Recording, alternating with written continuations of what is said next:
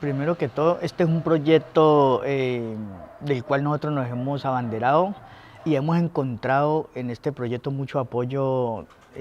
sobre todo en los organismos de cooperación internacional, el cual nos ha servido a nosotros para fortalecer nuestras iniciativas, nuestros proyectos, nuestra forma de vida y plantear desde ahí que verdaderamente trabajando, produciendo, es como se construye la paz desde los territorios.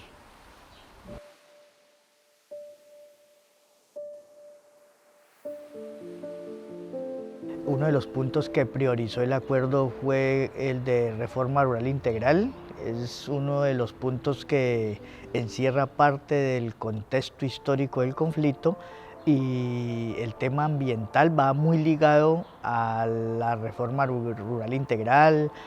a el cuidado que se debe tener en el medio ambiente, porque pues prioriza la vida por encima de cualquier práctica económica que se realice en cualquier territorio del país.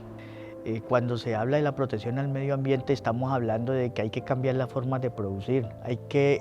cambiar, hay que instaurar un nuevo modelo productivo que no sea tan lesivo para el medio ambiente, que no se consolide, no se fundamente en una política extractivista. Y cuando uno se opone a eso, a la política extractivista tan dañina para los sistemas ecológicos y la economía nacional, sin priorizar el medio ambiente, pues va a encontrar amenazas, persecución. A través de la historia de la humanidad siempre se han desarrollado conflictos, pero que le buscamos soluciones, y eso somos las personas defensoras del medio ambiente, los derechos humanos, personas que buscamos alternativas y soluciones y que no desfallecemos en nuestros principios, en nuestra voluntad de construir modelos alternativos